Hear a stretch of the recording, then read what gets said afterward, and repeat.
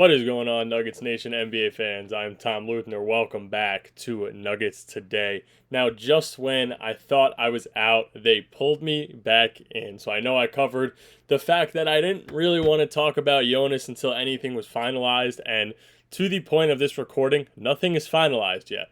But there are a lot of talks right now regarding the situation, how Denver feels, what they want to happen. So let's cover those.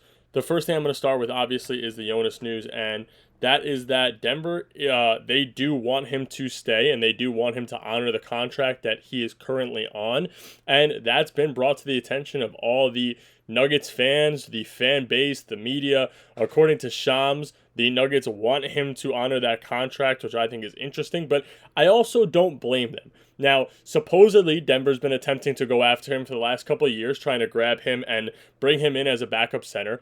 And the reports that came out previous to the decision that Denver's making are, or were that Jonas wanted to go to Greece to get legitimate minutes and actually contend. But I'm not really understanding why he would leave the NBA to do that. Now, you think about what Denver can do with him in the lineup. And one, they could run Jokic at the 4 and put him at the 5. He wasn't the greatest shooter when he was a backup in Sacramento, but that didn't mean that he's not a great or a good career shooter at the 5. But he's also going to get an insane amount of rotational minutes when it comes to Jokic needing a break. Now, Jokic isn't the most fit center in the world, and we've seen him be able to play those 40 minutes per game when he's needed to, but at the same time, it sort of looks like he's begging for a break, especially in playoff series when you're 4, 5, 6 games in. So Jonas is going to get a good amount of minutes. Now, like I've covered in the past, this also gives Jonas the opportunity to play and start in games that Jokic won't be there for. If Jokic now needs a breather for a few games, he can sit out and Jonas can be that center. And when it comes to competing, we already know that Denver's they're at the top of the West almost every single year. Jamal Murray there, MPJ there, Aaron Gordon there, or not.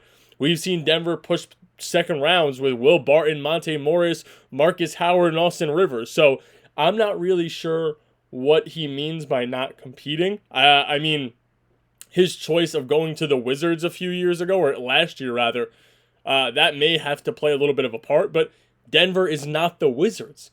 They're an organization that's been constantly getting to the playoffs and making pushes.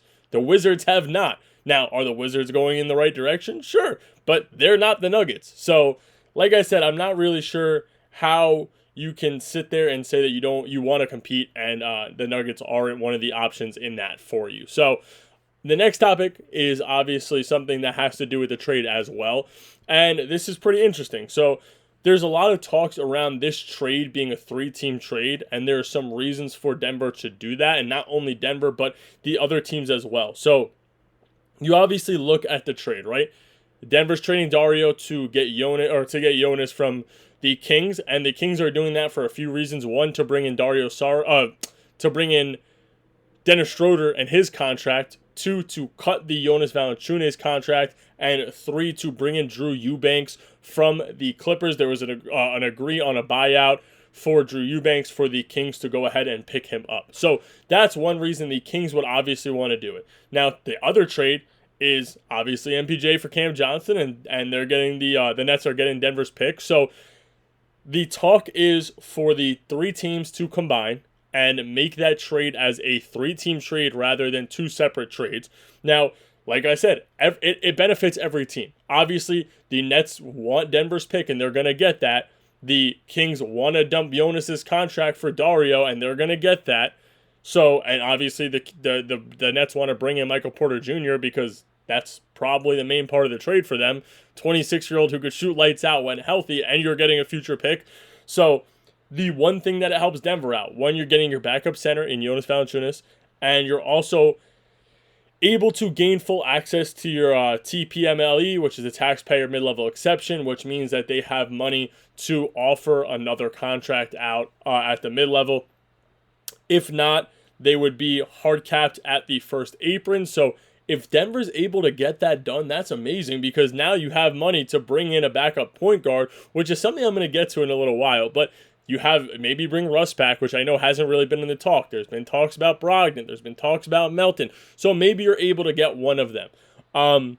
Talking about guards, this is a guy that Denver's bringing back. They brought him back a little while ago, and I know there's been more news to cover than to cover him. But shout out to Spencer Jones, who actually got the two-way from Denver officially. Again, this happened maybe a week ago now, and I wanted to get back to it because there was so much news with the Jonas. The news with Tim Hardaway, the news with Bruce Brown, the MPJ trade, obviously. So I wanted to circle back around and give the props to Spencer Jones. He earned it. He is a 6'7" forward. He got some minutes in the season last year, which not many, few games here and there. But when he did play, he looked pretty good. He looked like a great defender. And the reason I'm wrapping back around realistically is because going through X and going through group chats, you start to see what people are really saying about him, not just obviously people in the community, but teammates, coaches, everybody that's participating in the summer league workouts and practices. And they're saying great things about him. They're saying that he is busting his behind to make sure that he is able to do whatever this Denver team needs. He seems like a little bit of a leader because, one, he has the experience now in the NBA, whether that be 1 minute or one full game. And the third reason is, if you go watch his interviews, this is a guy who says that he is fully committed to showing to that what he is able to do, especially on the defensive side, make a difference wherever he can. And he said he wants to play defense against the 1 through 4 and show that he is able to do that. Now, why do I think this is a great opportunity to bring a guy like this back? Because God forbid Bruce Brown goes down. God forbid Tim Hardaway goes down. Now you have the opportunity to bring this guy up on your two-way. Let him play in a game here and there to get them a little bit of their rest. Let them be able to take a break, and you have a defensive guy. Late in the game, you need a defender that's 6'7", 24 years old. He's youthful. Then go ahead and put Spencer Jones in the game. We saw that he was able to play defense last year in those regular season minutes. So I think it's a good pickup. Like I said, it happened a few weeks ago, so it's a little bit of old news, but I did want to give him his props and come back around to that. Now, this last topic is something that's going to be controversial in the community. I don't know how I feel about it yet because it's not official that Denver's doing anything yet, but there's some talks around this guard. Now, the Suns are looking to buy out Bradley Beal. Do I think it's, obviously, do I think it's the best option for Denver to bring him in? No, because, well, one, money-wise, I don't know if it even works out financially, but if he wants to contend, he's probably going to take a cut because no other team in the NBA wants him right now. So I know that the Celtics were one of the teams that were in there. They were desperate to try to bring him and Dame in if they're both bought out, which Dame officially was. So I think that could be interesting. But Denver was also a team to watch in there. Now, I really wouldn't mind him if he's able to come in at the taxpayer mid-level exception, if Denver has that on the books, or if he even comes in on a vet minimum, which I don't think he would do. But I don't think that you can really rely on Bradley Beal to be the player he once was in Washington, obviously.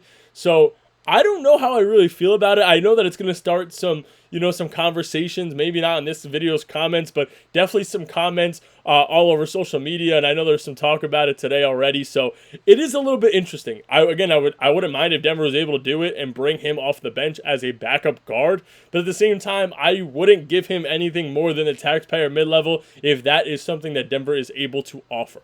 Anyway, that's all I got for you guys today, Nuggets Nation. Make sure to check the video out tomorrow as well. Hit that like and subscribe button. Thank you guys for watching. I'll catch you guys tomorrow.